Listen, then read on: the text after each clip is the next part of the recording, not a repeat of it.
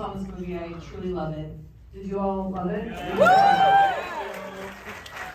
Thank you all for being here. Thank you.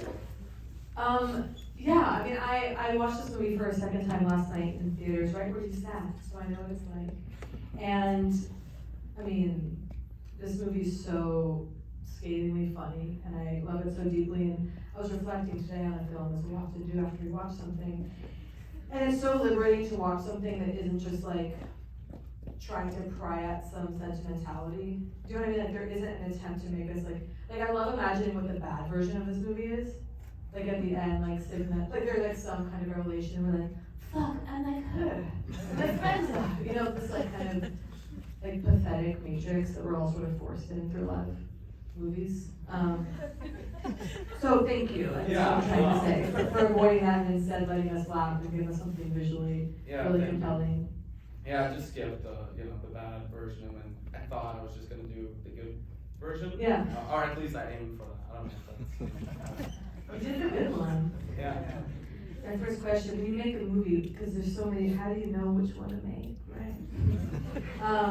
But how long were you working on this movie? How long was it something that you'd written and then it wasn't made for a while, or? It took, yeah, it was a while. Okay. Yeah. I'm not even asking. There's better questions. Are there? It's interesting to be in this position because I have been to many screenings because I love art, and there's always the hell of the Q&A. So I'm trying to not fall into those traps because it's already done. You made great movies. Okay, you heard that, right? Yeah. That's not good. So I'm trying to avoid this. What do you hate being asked? I think that's actually a really good question because I'm sure you've been doing press for this film. I'm sure people have asked you the same thing over and over again. I mean, the first one you did. I know. See, I knew that you wrote it in 2017. And I fooled you all. I don't know it was an organic question, but I asked something I knew the answer to. That's the trick. Like, this is our second time doing this. We're trying to, I'm trying to create something new. I know. Yeah, let's not do. I was yes, so excited. No, really? It was good. Yeah. This was good. Okay, here's what I'm saying. So, of course, we know this is a scathing critique of kind of the current culture, this, insistence on capitalizing off any kind of potential victimization, right? The way capitalism kind of cannibalizes every part of culture, as we see kind of displayed by this modeling agency, which is so funny. And so, I said that last night, that was good. I asked you about, I was really, I laughed so much watching this, but then when I watched it the second time, I really was focused more on the central relationship, which is of course like the spine of this movie, but I was really interested in sort of, maybe personally was interested in this kind of question of the romantic relationship, and can there be two stars in a romantic relationship, or does there always have to be one selfish one? Yeah, and it feels like you can only have one significant, main person in a relationship, and that's actually true. I talk about that very constantly. My therapist very, very just directly once said, well, there's always one selfish one. And it was me. No, but this is so, and I love these moments in this movie, like the beginning of the birthday. I was getting very poetic when I watched it last night. I saw the birthday candle and kind of I noticed kind of how she's so excited just to have a restaurant turn to her for that moment in the candle, and sort of the temporality of the candle is going to go out. Yeah. Much like fame, no. Exactly. And no one else picked up on that, so I was struck by that. And then also a small moment that maybe everyone noticed but I didn't, was when when Tomas is running ahead of her, and then the waiter just runs right by her, and she's like, "Are you fucking kidding me?" Like, it's me. Exactly, and that was supposed to be, for me, like, one of the funnier bits in the movie, and nobody catches it except like the really smart people.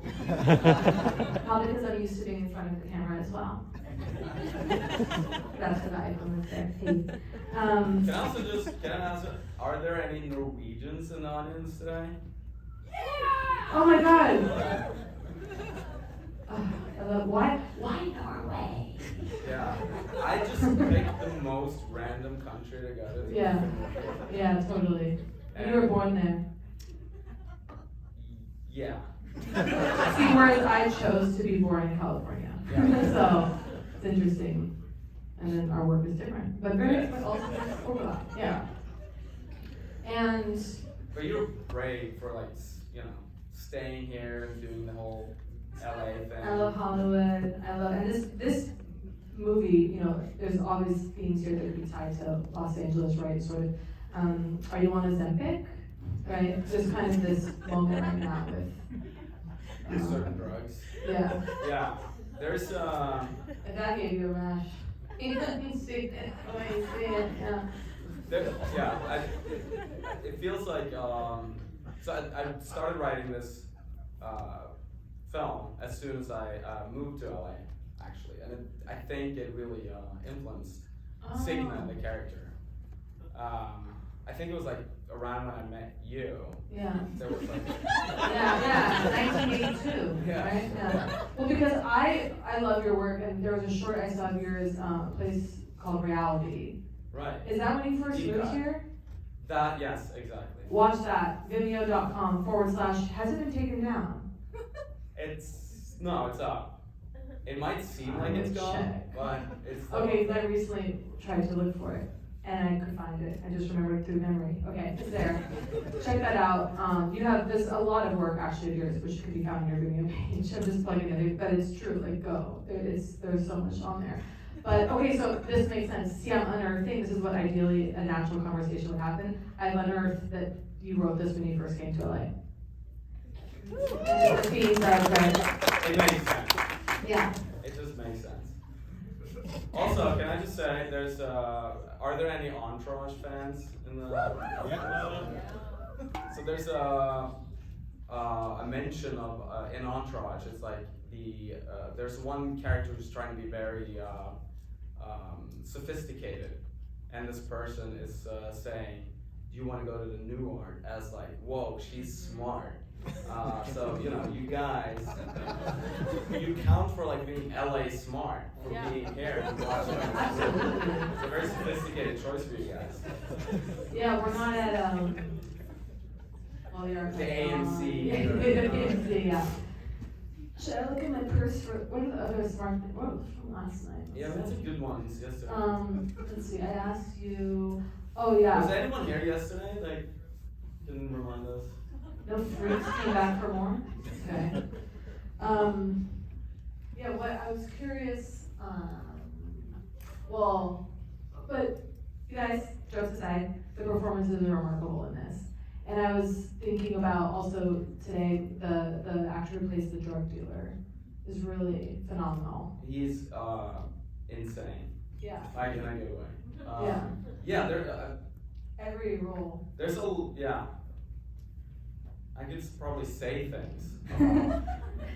There being a lot of good performances, but there are a lot of really, really good performances in it, and half of the people in the movie are friends of mine who are not really actors.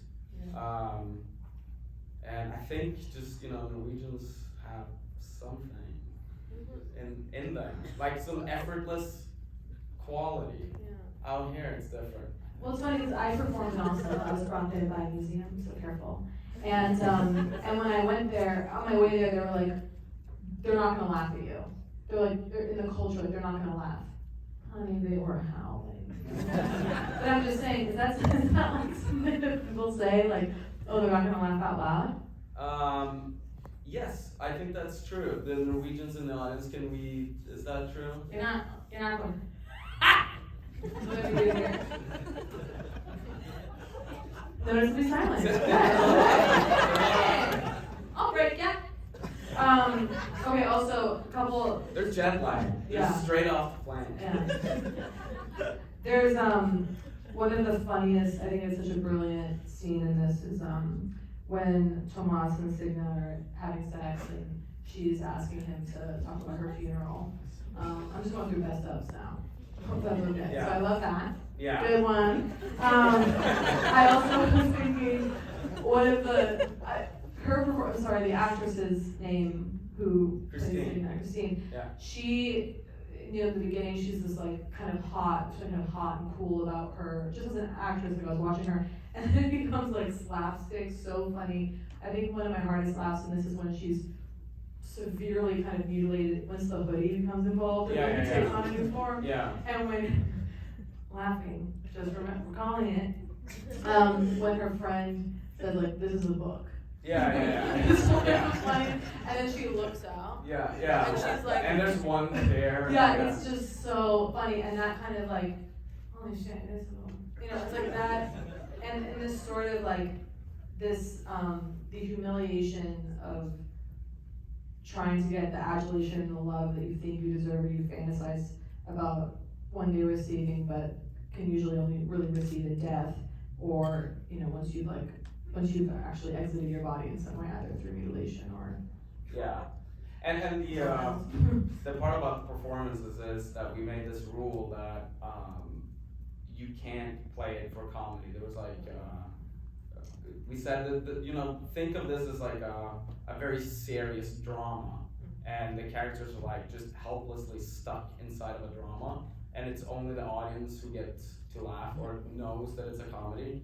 So the most like ridiculous situations, she would have to like really commit to this being like an Oscar movie, and like really cry at the like dumbest moments, and I remember like the first time we put that makeup on her with that when she's losing her hair and everything, and she's sitting there watching herself become that, and it took 7 hours, and it was finally all put together, and she was looking in the mirror, and she just started crying, and she was like, Jesus Christ, she's so fucking dumb. And then and you have to be her now for like 6 weeks, and come to set and respect her and play it to the top of her integrity, and make her feel like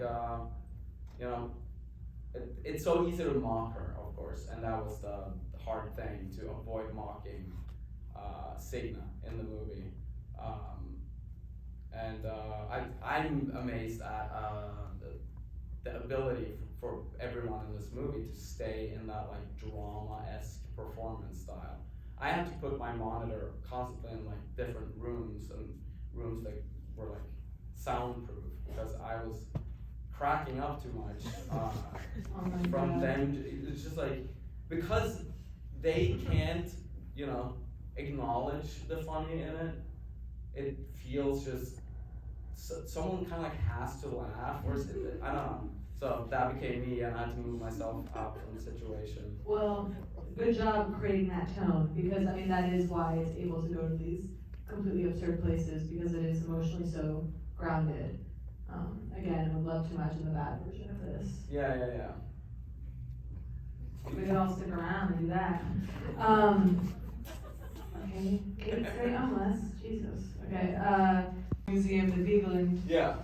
I learned, and these beautiful shots that you have of this like classic sculpture, these like refined, reified bodies, and then Signa kind of in there like among them, and this sort of question that you're taunting us with of like, can the idealized forms ever change, like the standard of beauty that we kind of see people capitalizing off of this effort, which kind of feels in bad faith to like change, but just as a way to take our money.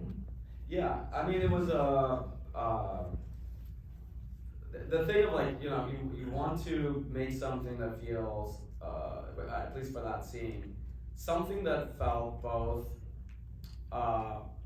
truly kind of funny and pretentious for a fashion brand to like shoot and add in this like great museum, but also truly intuitively beautiful for me as a director too. Like also I am the director, and like the two versions of me, the guy with the bucket hat who's like fully, how cool to juxtapose the old and the new beauty standards, and then the real me with the same bucket hat further back, also enjoying the scenery but also making fun of it in a way. But it's a museum dedicated to Gustav Vigeland, who is one of our most precious artists in Norway, in Norwegian art history, and he's pioneered sculpting to the point that people came even from the U.S. to learn how to sculpt from him, and then they would move to Hollywood and start prosthetic sculpting. And this is like 100 years ago. Izzy Galindo, who's the prosthetics designer in this movie, and who's incredible. Great. Round of applause, please. He told me all this. I didn't know. Like, I showed him the location. He's like, "Oh my God, Gustav Vigeland. Yeah, like he's like the creator of sculpting techniques that I have taught from others." So there's a lineage that goes from Norway art history to Hollywood to Izzy, and then back into the Vigeland Museum, which is kind of beautiful. And are you ready for this? When I was in Oslo, I visited the Vigeland Mausoleum, and it was one of the most incredible experiences of my life. And now I'm moderating the Q&A for your film in Hollywood. Oh, two full circles. Yeah. The end.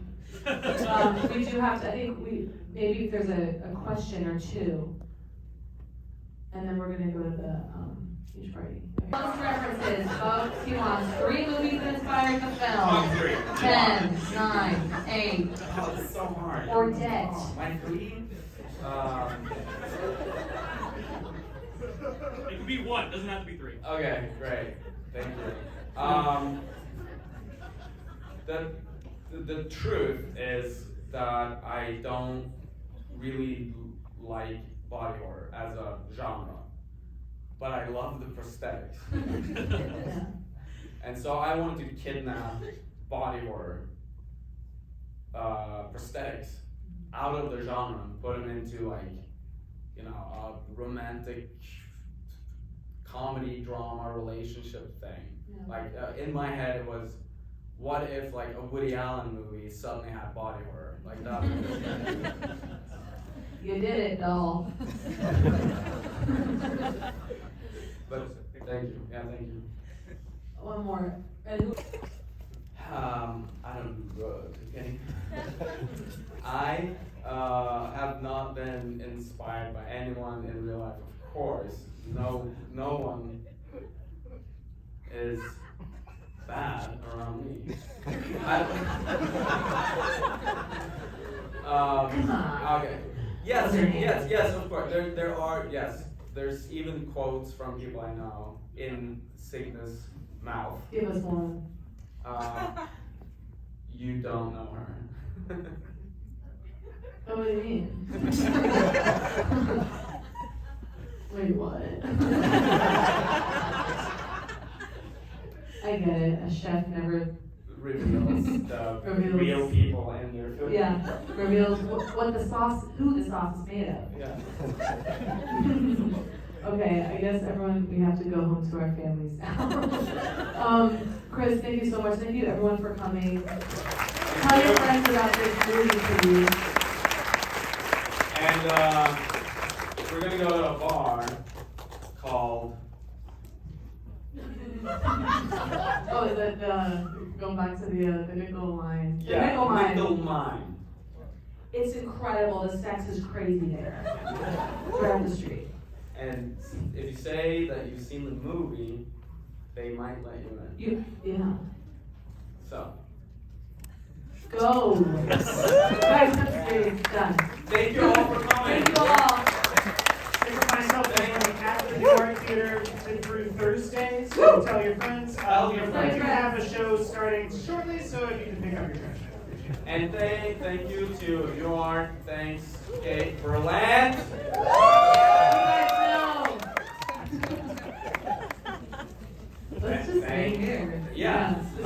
We could actually disrupt the forum by continuing to talk about the loss that short. Yeah. I love it. It's like 7 years old. Yeah. It's so ahead of its time. And timeless. Thank you so much. I think he just said that was more shorts. I mean, you moved on to bigger formats. Yeah. You're like, you do huge sold out shows now. Theater, I believe in theater, like performance is more just love movies. Yeah. In bunch, so. I would, yeah, I mean, I thought there'd be more offers. I'm just, You're my only offer. oh, I mean, you're in all my movies now. Thank God. But I love it. I was talking to John. He was like, I can't believe, yeah, Lost. Like, yeah, he loves Lost. Yeah. I want to see his dying story. Oh my God, I'll send it to you. It's so funny. It's really good, and I had forgotten about it completely. Us bonding over blind. Forever.